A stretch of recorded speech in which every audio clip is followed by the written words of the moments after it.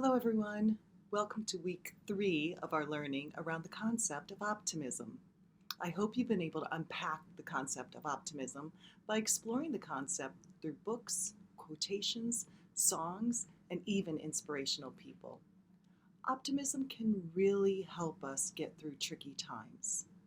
What strategies of optimism do you use when times get tricky? Turn and talk with a partner to hear your classmates' ideas and also to share your ideas.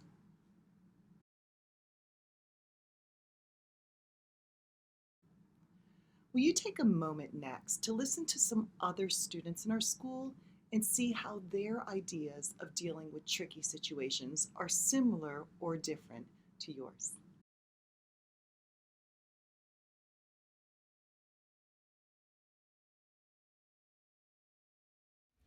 I actually try to smile a bit more. It tends to make my day a little bit better. I tell myself I can do it. I understand that COVID is there, so that's the dark side. But I should also think about like the bright side sometimes. Long, I go for a break and look at it in a different way. Just think about positive stuff that comes out of negative stuff. I do is I think of the bright side. Maybe I try to think of the positive side. And then I think of things that might be good for the time being. Difficult situations, I try to think of the best that can happen.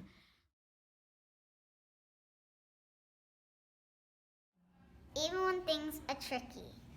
Look on the bright side of things. Have hope for the future. Believe you have control over your own happiness.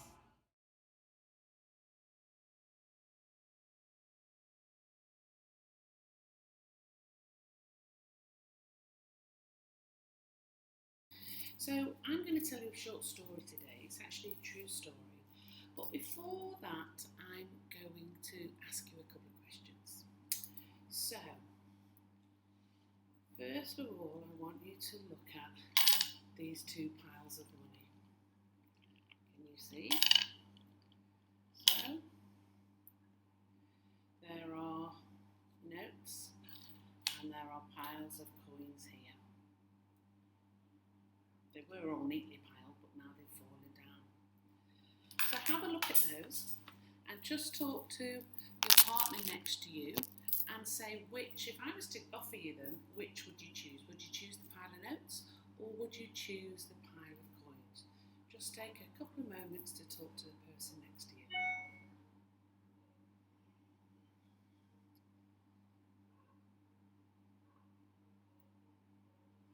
Okay.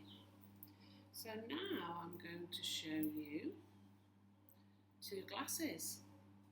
So we have a glass that's half full and we have a glass that's partially empty. Again, if I was to offer these to you, which would you choose and why? So again, turn to your elbow partner and say which you would choose and why. This one is a green glass, this is clear, so you might want to choose from the green.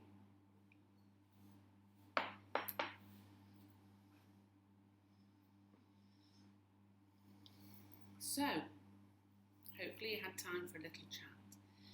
Now, you may or may not be surprised if I tell you that the money in notes and in coins is exactly the same amount. So whether it was in the notes or the coins, it was exactly the same amount. The water, one glass looked full, one glass looked partially empty. The water was exactly the same amount. Exactly the same amount. And we call this perspective. We sometimes call this perspective. And some of you will know what that word means. If you do, pop your hand up now in class. Your teacher may want to just pause the video to see who knows what the word perspective means.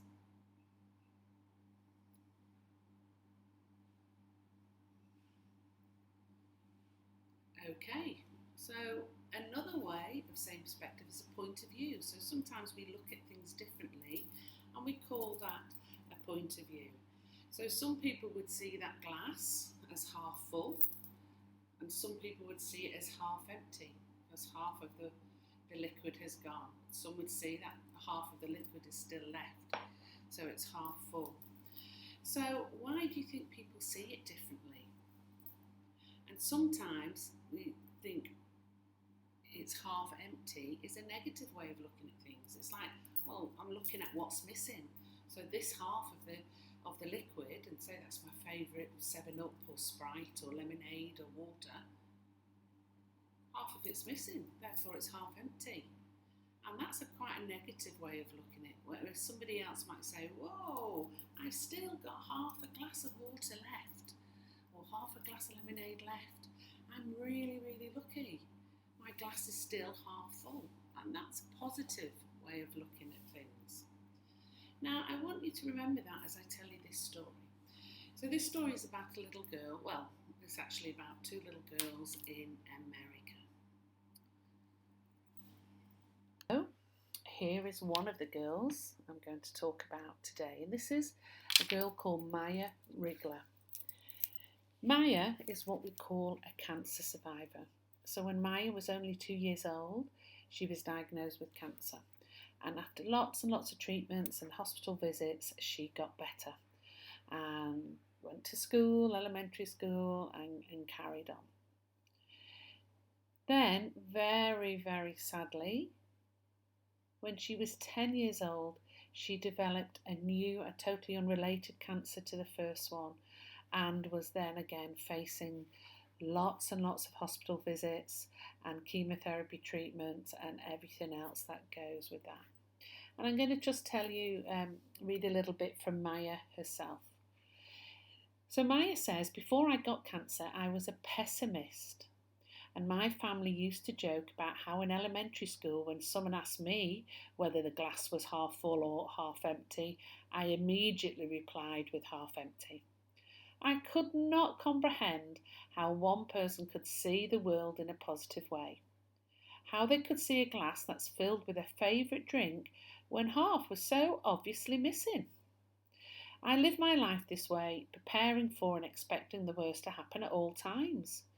But no matter how low my expectations were before 5th grade, none of my negative thoughts could have prepared me for the realities of having cancer again. So, Maya calls herself there a pessimist, which is the opposite of optimism and an optimist.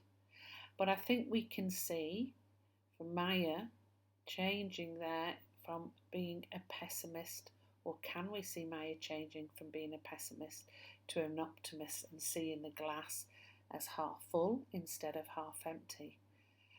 Let's listen a bit further. But before I go on, I want to tell you about another young girl. And this girl is called Alexandra Scott, or Alex Scott. And Alex also was diagnosed with cancer, and she lost her fight against cancer at the age of 8. But before she died, Alex, with the help of her family, created a foundation that raised funds for child cancer research and support, and still does today. And it's called, you may have heard of lemonade stands in America. And so the foundation that Alex and her family set up was called Alex's Lemonade Stand Foundation. And it got its name because it all started when Alex was about 4. She held a front yard lemonade stand, selling lemonade to raise money. So it was her first ever fundraiser for children's cancer research. And she raised, in that one sale, she raised over $2,000. By the time that Alex died in 2004, she'd raised over $1 million and inspired a whole legacy of hopes and cures for childhood cancers. And that definitely shows that Alex was a glass half full type of person. She definitely was an optimist. And that Alex's Lemon Stands Foundation still carries on today, raising money into research. Now, back to Maya. And this is Maya today. And Maya says that after her second diagnosis, I suddenly found myself full of optimism. From the moment I was diagnosed, I lived with the notion that I'd survive. I never made a conscious decision to be positive. I just was because I had to be. I turned my haircut and losing my hair into a spa day, and trying to maintain my weight after such weight loss, I made that into like an endless eating of ice cream bars. And we laughed and told jokes as we went from one scan or one surgery or one round of chemotherapy to another. Every year in June, Maya and her family operate a lemonade stand in support of Alex's Lemonade Stand Foundation. And because of her cancer treatments, Maya needed help. Now, luckily for Maya, family and friends were generous with their donations, with their love and with their support. But Maya was still more interested in giving back than in feeling sorry for herself. Maya says she felt happy, but I didn't need people buying me a million presents, and started to feel bad because I didn't need all of that. So instead, Maya asked that anyone wanted to give gifts or money to donate it to a virtual Alex's Lemonade Stand that her family had set up one year after Maya couldn't do the actual lemonade stand in her front yard. After just 6 days of the virtual Alex's Lemonade Stand, Maya's virtual stand had raised more than $34,000. And Maya herself said it was overwhelming, but it feels so good to know we're helping other kids. Maya went on her virtual stand to raise over $100,000. And as you see in the picture, Maya here, she's 15 today, and it says, now I'm cancer free, I realise my optimism was my method of protecting myself. It was my version of survival mode. While positive thinking alone cannot cure cancer, attitude is critical to getting through. I chose to laugh in the face of cancer and to voice positivity as a show of strength in the face of the unknown. And Maya says she wants others to know that no matter what, you can make a meaningful difference by giving back. And as all of us know at UWC, when we engage in our service activities at a college, a local or global level, we are trying to give back and to actually help others as well. So I think you can tell that Maya is most definitely a glass half full sort of person, thinking about what she has and helping others rather than regretting or thinking about what she doesn't have. It might seem a little strange to have a story about a child having cancer when we're talking about optimism, but I think and I hope that you see how much we can learn from Maya and her positive and optimistic attitude. So, I want you now in your class to think about what attitude or point of view are you going to adopt. Will you look at what you have and forget about what's missing? Will you be an optimist or a pessimist? Your teacher will now pause the video and you can think about what choice you will make.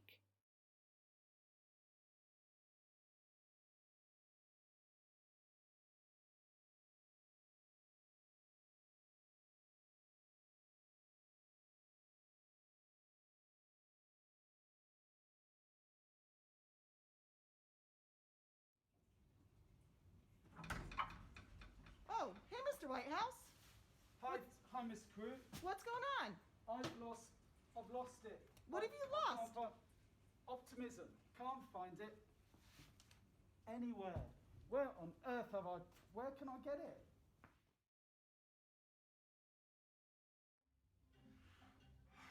What's wrong, Mr. Whitehouse? I've lost optimism. Can't find it anywhere. What can I do? Well, when I lose optimism, I like to focus on gratitude.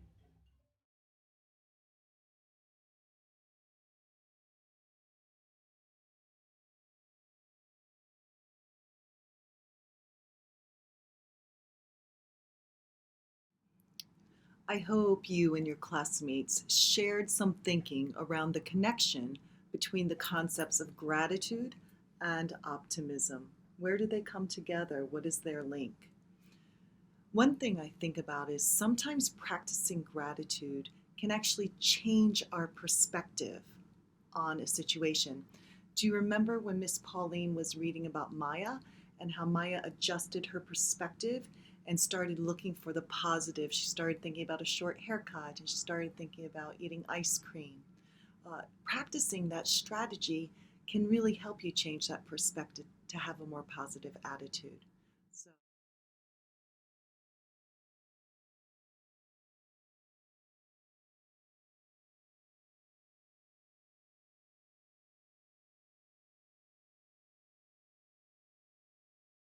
Work. Today, your assembly has focused on optimism and further exploring what optimism means to you and to us as a community of learners. We've thought about some of the related strategies and concepts. You've thought about gratitude, you've thought about choice, and you've probably thought about perspective amongst other things. We've also thought about ways that we can stay optimistic when things get tricky. And that often happens for us in our lives. One of the things that scientists are starting to work through and being able to prove all around the world is that our brains change when we express gratitude. It's not a straight away change, like the moment you do something, there's an instant reaction. But they are starting to see that people who express more gratitude change the way their brain works, a little bit like when you train a muscle. And the more you do it, the more you express gratitude, the more optimistic and the more positively your brain can actually begin to view the world. So over the next few weeks, we're really excited about the fact that you're going to spend some time in class exploring optimism and ways to show gratitude that may make a difference in that space. In the meantime, what I do want to say is thank you. I want to say thank you for exploring this with us today. And please take the opportunities to show some gratitude, but maybe show it to someone who's not expecting it. And then look for their reaction. See how it changes their face or their demeanor or their day. It's a really powerful thing, gratitude. And we hope that you enjoy exploring how that can make people feel more optimistic over the coming weeks. Have a great week, UWC.